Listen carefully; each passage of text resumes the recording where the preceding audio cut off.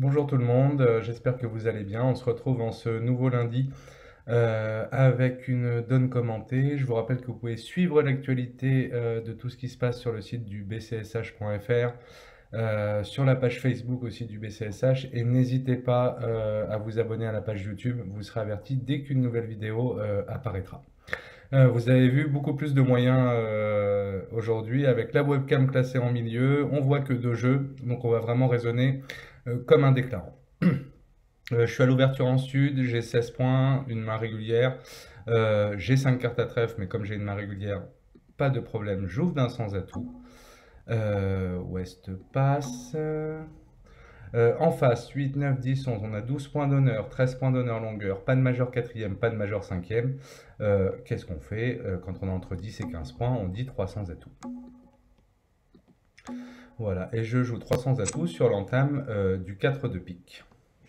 On l'a peut-être pas vu, mais j'ai reçu l'entame du 4 de pique. Et maintenant, je vais devoir raisonner, et je compte une gagnante à pique, 3 gagnantes à cœur, ça fait 4, une gagnante à carreau, ça fait 5, et une gagnante à trèfle, ça fait 6. Va donc falloir que je trouve le moyen de trouver 3 levées pour gagner mon contrat. Première chose, qu'est-ce qu'on peut comprendre à l'entame? L'entame, notre adversaire de gauche a entamé le 4 de pique, donc il a entamé en quatrième meilleur. Dans sa couleur longue, il n'a pas pu entamer tête de séquence. Je regarde ce que j'ai à pique, j'ai à 6-2 pour 10 et 5, donc je n'arrive pas à lire la carte, je ne sais pas si mon adversaire en a 4, il peut tout à fait en avoir 5, pourquoi? Parce que la carte qui me manque, c'est le 3 de pique. Première chose, j'ai 5 piques dans mon camp, les adversaires en ont 8. Si la couleur est répartie 4 et 4, que je mette mon as de pique au premier tour, au deuxième tour, au troisième tour, rien ne change, mon adversaire ne fera que 3 levées de pique. Par contre, si mon adversaire de gauche, qui est entamé dans sa couleur longue, en a 5, c'est donc que mon adversaire de droite en a 3. Et ici, le fait de mettre mon as de pique, si je le mettais au premier tour, bah, si jamais je rendais la main à Est, il pourrait jouer pique, parce qu'il le reste 2. Si je le mettais au deuxième tour et que mon adversaire de droite en avait 3 des cartes à pique, il serait toujours susceptible de pouvoir rejouer pique. Par contre, si je mets mon as de pique au troisième tour, qu'est-ce qui va se passer si jamais je rends la main à Est, mon adversaire de droite? Bah, qu'est-ce qu'il ne pourra plus faire? Il ne pourra plus rejouer pique. Donc la première chose, c'est ce qu'on va voir, c'est qu'on va pouvoir laisser passer l'entame 2 fois et mettre notre as de pique au troisième tour. Et en fonction de ça, on verra que si jamais on est susceptible de rendre la main à notre adversaire de droite, qu'est-ce qu'il ne pourra plus faire? Il ne pourra plus n'en jouer pique. Maintenant, où est-ce que je vais trouver mes 3 levées? Est-ce que je peux faire plus qu'une levée à pique? Non. Est-ce que je peux faire plus que 3 levées à cœur? Non plus. Est-ce que je peux faire plus qu'une levée à carreau? Oui. En faisant quoi? J'ai Dame Valet 9, 4, 3 pour As 10, 2. Je suis susceptible de pouvoir faire une impasse à carreau. Et je regarde à trèfle. J'ai exactement la même chose. J'ai As Valet 7 pour Dame 19, 6, 3. Donc à trèfle et à carreau, j'ai 8 cartes dans mon camp, dans les deux couleurs. Et dans ces deux couleurs, la seule carte qui me manque, c'est le roi. Donc qu'est-ce que je vais pouvoir faire dans ces deux couleurs? Je vais être susceptible de pouvoir faire une impasse. On va voir que si on fait l'impasse trèfle et qu'elle marche, en partant du principe que la couleur est répartie 3-2, je vais même faire 5 levées de trèfle et la vie sera belle. Si je fais l'impasse carreau et qu'elle marche et que le roi de carreau est donc placé, bah, je vais faire 5 levées de carreau et la vie sera belle. Maintenant, attention, petite pub, il faut que je gagne ma vie. Voilà, je bois du Coca-Cola.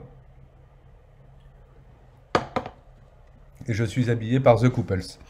Ok, donc on a vu que si on faisait l'impasse carreau et qu'elle marchait, tout allait bien, on allait gagner notre contrat. Si on faisait l'impasse trèfle et qu'elle marchait, c'était exactement la même chose. Ici, on va essayer de trouver qui est notre adversaire dangereux. Et notre adversaire dangereux, bah, c'est notre adversaire qui est entamé dans sa couleur longue. Ce qui veut dire qu'une fois que j'aurai mis mon as de pique, il va y avoir un adversaire, et ici c'est celui qui est entamé, qui va avoir une couleur qui est maîtresse. Le problème, c'est que si je fais l'impasse carreau, et qu'elle marche, tout va bien, mais si elle échoue, qui va prendre la main? ça va être mon adversaire de gauche. Et mon adversaire de gauche, qu'est-ce qu'il aura dans la main? Il aura ses piques affranchies. Si toutefois, il a 5 cartes à pique, si jamais je fais l'impasse carreau et qu'elle échoue, bah mon adversaire va faire 4 levées de pique et une levée de carreau.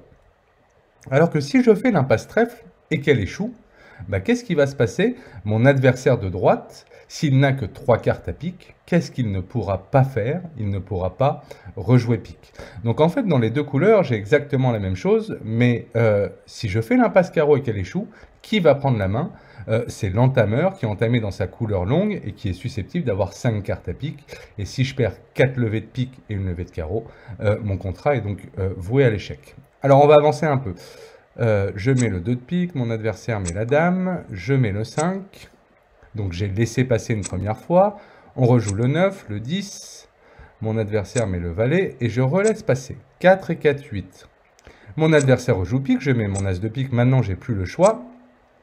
Et maintenant, c'est à moi.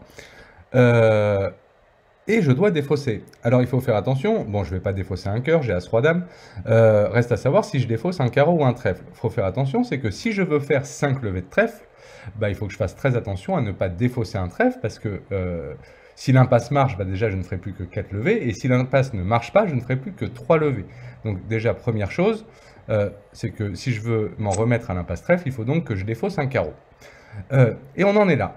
Des piques 4 et 4, 8, 4 et 4, 8 et 3, 11, il en reste 2 dehors. Si je fais l'impasse carreau et qu'elle marche, tout va bien, mais si elle échoue, bah, mon adversaire de gauche est susceptible de reprendre la main. Et qu'est-ce qu'il va me faire? Il va me tirer son roi et son 8 de pique, qui sont les 2 cartes manquantes. Par contre, si je fais l'impasse trèfle et qu'elle échoue, qu'est-ce que mon adversaire de droite ne pourra pas faire? Il ne pourra donc pas, lui, rejouer pique. Donc, malheureusement, je suis en haut. Il va falloir que je revienne en main à cœur et je vais mettre l'as. Ok. Et maintenant, je vais partir du 10 de trèfle. Partir du 10, du 9 ou de la dame, je vous rappelle que ça consiste à faire une impasse forçante. Je joue un honneur. Si jamais l'impasse marche, je reste du bon côté. Pourquoi? Pour pouvoir la réitérer. Et je fais l'impasse trèfle. Et maintenant, qu'est-ce qui se passe? Mon adversaire a pris du roi. J'ai perdu ma 3e levée. Et maintenant, il va se passer 2 choses. Soit mon adversaire de droite a encore une carte à pique, auquel cas, ça voulait dire que la couleur était répartie 4 et 4. Et dans ce cas-là, bah, je ne vais perdre que 3 levées de pique et une levée de trèfle. Sauf que si la couleur est répartie 5 et 3, qu'est-ce que mon adversaire de droite en main ne peut plus faire? Il ne peut donc plus rejouer pique. Alors, il rejoue carreau. Attention à ne pas être trop gourmand, à ne pas faire l'impasse carreau. D'accord? Parce que si je fais l'impasse carreau, je prends le risque de perdre le roi derrière. Et après, le roi et le 8 de pique. Donc, je mets l'as de carreau. Hop. Faut que je fasse bien attention à débloquer mes trèfles. Hop. Tac. Tac. Tac. Tac. Et maintenant, je reviens en main à cœur. Je ferai mon roi et ma dame de cœur. Ma dame et mon 9 de trèfle qui sont maîtres. 5 levées plus 2 levées de cœur, 7 plus 2 levées de trèfle, 9. Voilà, donc ça c'était une donne sur l'adversaire dangereux. Bien laisser passer à l'entame, voir localiser qui était notre adversaire dangereux et faire en sorte d'éviter notre adversaire dangereux. J'espère que cette vidéo vous a plu. Je vous souhaite une bonne semaine à toutes et à tous. Portez-vous bien et on se retrouve la semaine prochaine.